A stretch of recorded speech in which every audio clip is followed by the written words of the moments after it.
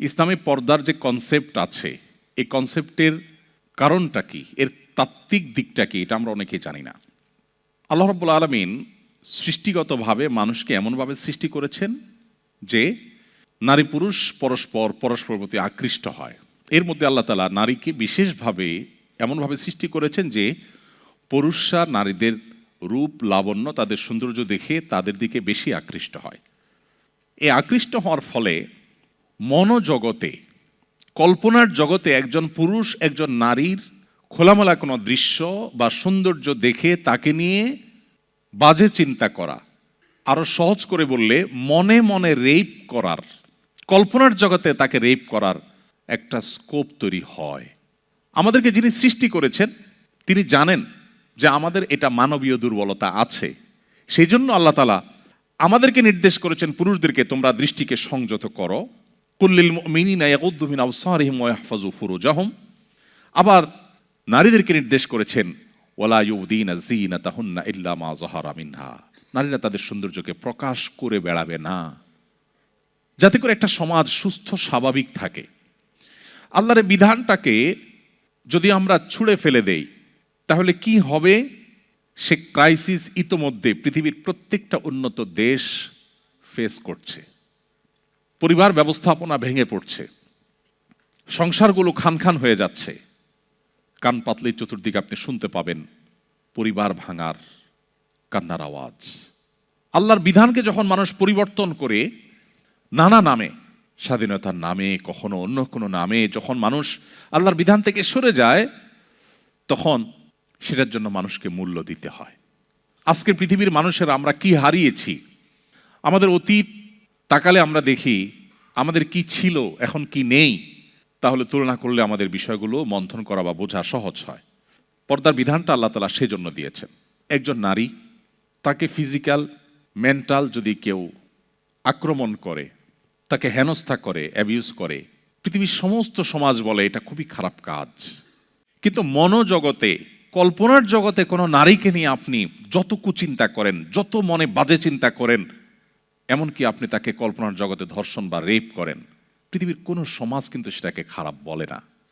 কিন্তু ইসলাম আল্লাহ তাআলার এমন এক জীবন বিধান যেখানে শুধু নারীকে আপনি মুখে একটা কটু কথা বললে অপরাধী হবেন না, শুধু তাকে আপনি ফিজিক্যালি অ্যাটাক করলেই আপনি অপরাধী হবেন না, আপনি মনোজগতে, কল্পনার জগতে যদি তাকে নিয়ে বাজে চিন্তা করেন তারপর আল্লাহর খাতে আপনি অপরাধী হিসাবে লেখা হবে এবং আপনাকে শাস্তি দেওয়া হবে।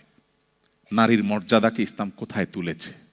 কোন নারীকে নিয়ে কেউ বাজে চিন্তা করবে সে পথগুলোকে ইসলাম বন্ধ করে দিয়েছে।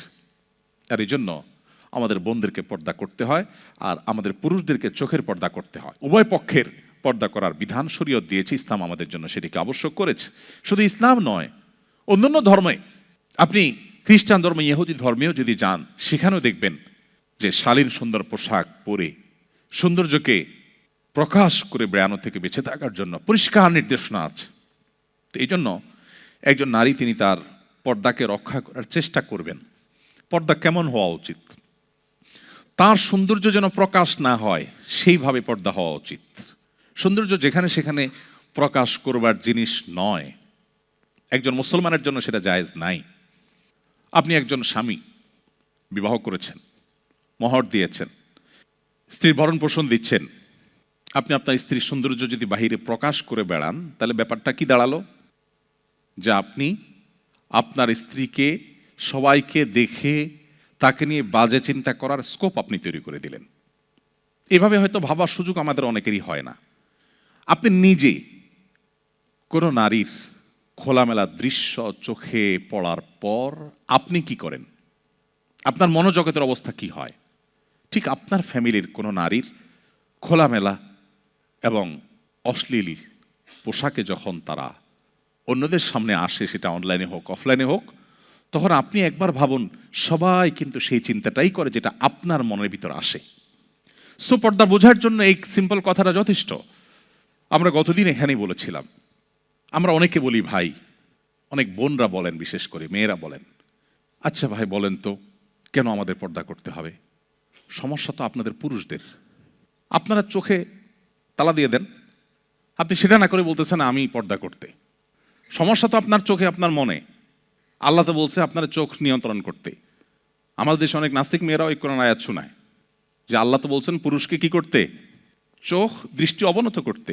তো তুমি তোমার দৃষ্টি অবনত করো, তাহলে তো লেটা চোখে যায়, আমারে কেন ঝামেলা করছো? তো এটা বোঝার জন্য আমি বলি, সেদিনও বলেছিলাম, আপনি মতিঝিলে কোনো একটা ব্যাংকে গেছেন, যে প্রবাস থেকে পাঠানো টাকা তুলেছেন, 10 লাখ 20 লাখ 50 লাখ ক্যাশ টাকা তুলেছেন, তুলে একটা স্বচ্ছ ট্রান্সপারেন্স যে পলিথিন আছে, সেই পলিথিনে টাকাগুলো ভরে দেখা যাচ্ছে চকচকা 1000 টাকার 500 টাকার নোটের বান্ডিল। এটা ধরে আপনি ব্যাংকের সিঁড়ি দিয়ে হনহনায় নেমে রাস্তা দিয়ে হনহনায় হাঁটছেন এবং রিক্সা উঠে আপনি বাসা যাচ্ছেন। আপনাকে যদি কেউ বলে ভাই, ব্যাংকের ক্যাশিয়ার সাহেব হয়তো আপনাকে বলবে, আরে ভাই কি করছেন, কালারফুল একটা খাম দেয় যে এটার মধ্যে ঢুকান, তাহলে দেখা যাবে না টাকাটা।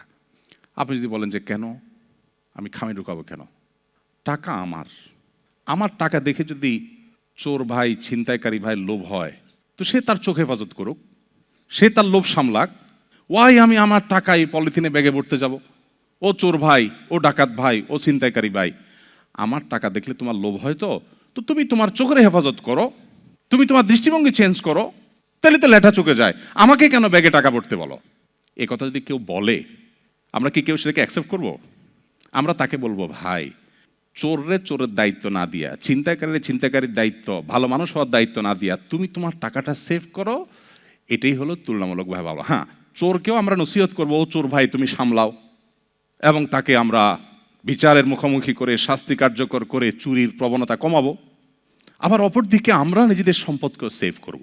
এই দ্বিমুখী প্রচেষ্টার মধ্য দিয়ে একটা সমাজ সুস্থ হয়, স্বাভাবিক হয়। ইসলাম সেজন্য আমাদেরকে পর্দার বিধান দিয়েছে। আল্লাহ তাআলা আমাদের বন্ধুদেরকে এটা বোঝার তৌফিক দান করুন।